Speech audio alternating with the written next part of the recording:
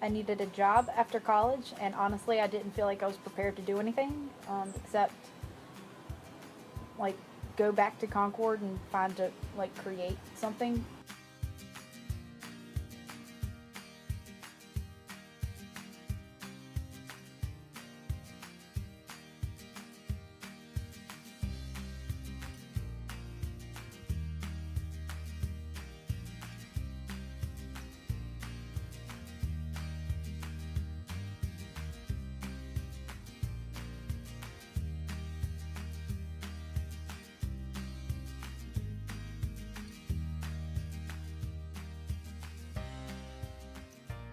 I am Elizabeth Dover, and I am the owner of Dover Vineyards, and I am an employee at the Yadkin Valley Wine Company. Going home after college to Concord was pretty much social suicide, so I spent the majority of my 20s without very many friends. Funny story, I was the homecoming queen, which I think is just hilarious because it just goes against everything that I believe in. But I still can't get over that.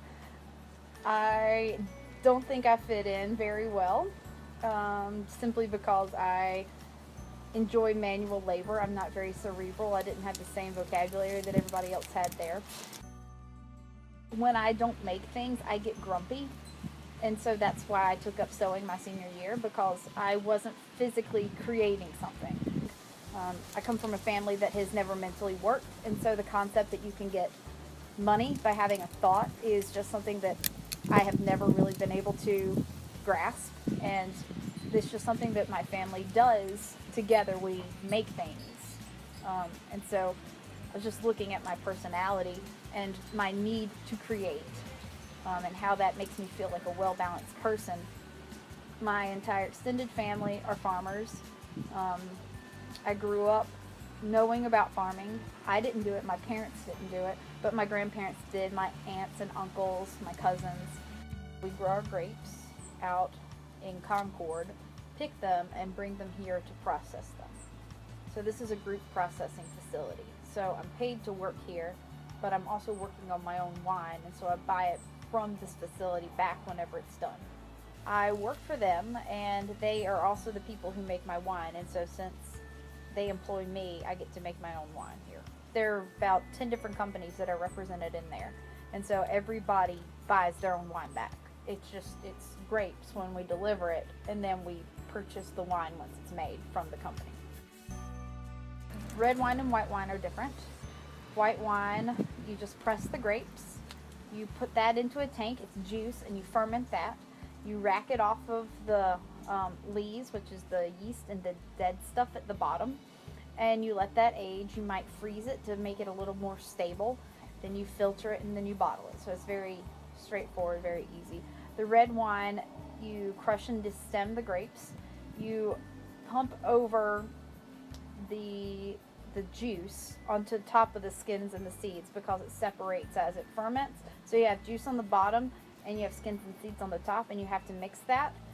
So you mix that. Once it's done fermenting and all the color and the tannin are extracted, you press it, and then it goes into a tank, and then it goes into barrel, and those barrels are emptied maybe 8 months later, and then we freeze it, and then we filter it and bottle it. The major challenges of having a vineyard in North Carolina are the perception that our wine is of poor quality, and that's simply not the case. We have a huge image problem. Most people think that wine from North Carolina is sweet, and our wine is dry. It tastes just like any other wine you're going to get from any other place.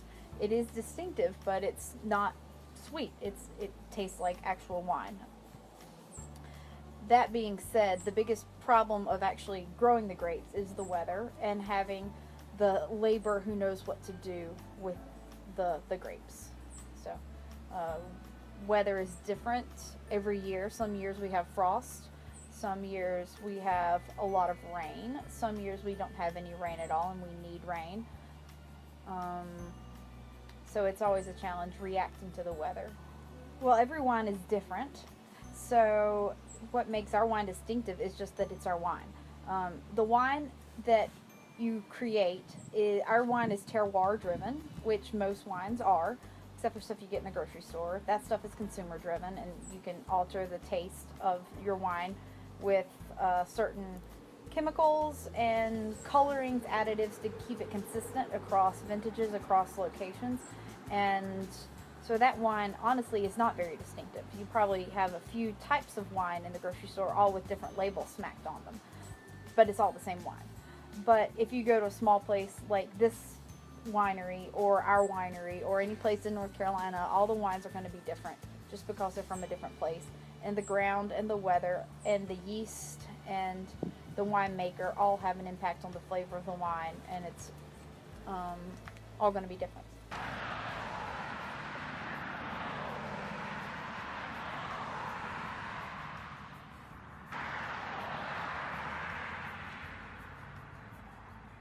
Opening a vineyard is really, really challenging. There's a plateau you reach when it comes to manual labor, and I've reached it. And if I'm going to make any more money in life, which I do because I don't want to be poor, you got to learn to make money with your thoughts. So that's something that I'm trying to figure out how to do. I would change jobs if I felt I could actually have a career. You get paid a lot more to have good thoughts than you do to do manual labor. I have 2 more years to go before I get an honest paycheck off of it. So I've basically been unemployed since college. That's why I have so many jobs, because it takes so long to turn a profit off of grapes. It has been incredible personal growth. And I think any business I start after this will be incredibly easy, just because you don't have to wait 5 years before you get a cash flow off of your investment. So anything after this, I'm pretty sure I'll be able to handle. I love this job. It's a great job. It's wonderful. It fits my personality. I enjoy the people who are also doing this with me, and I don't see a reason to really change. I am pretty far into this, and there is a lot of money being a wine maker. I just have to get there. And it takes about 10 years of training, because you only get to make wine once a year. So it's not like you can go out and try again. So I essentially only have 8 years of winemaking experience. So I need about 2 more before I can become an official winemaker. I have to stay balanced. I do need things to keep my mind going. That's very important, to stay sharp and stay activated mentally. You just have to plan. So on Sunday nights, I get my emails ready for the week. I make sure my employees know what their tasks are. So I send out a directive email to tell everybody what they're doing that week. We have goals, and I have really great employees that I can rely on at home, so it's not that stressful now. If I didn't have great employees, I don't know what I'd do. But I've just gotten used to it. Like, if I weren't constantly doing something, I think I would feel weird. When I do have free time, I want to be sleeping, and I want to be alone by myself with a book and my cat. I used to sew. I enjoy sewing, so I would like to get back to making my own clothes. And I would like to just take a vacation. That would be nice. Take a vacation, take some time off, go somewhere, do something frivolous. But I'm working towards having free time. That's part of the reason that I switched from that other job to this job, is because this is more regular hours, so I'll be able to schedule a bit more. And the money is better, so that's even better. So I have to work fewer hours at the other things that I'm doing, so that I can hopefully around February start to have some free time. Yeah, so I am on the board of the Carolina Farm Trust. It's a group of people who are dedicated to getting the tangible needs of farmers. A farmer needs a new piece of equipment, we would have a dinner fundraiser for them.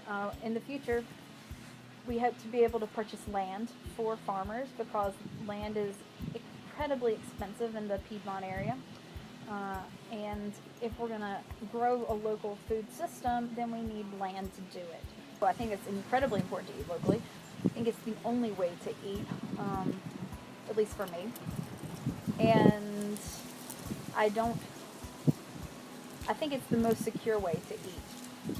Not only are you contributing to the local economy, you're contributing to a system that makes sure your food is safe. Whenever you know the people who grow your food, you cut down for the need for all these regulations that seem to be popping up everywhere for big factory farms. I don't understand why people don't do it. Again, I'm incredibly close to the source, and my family has always eaten locally, not because it was trendy, but because that's how we lived.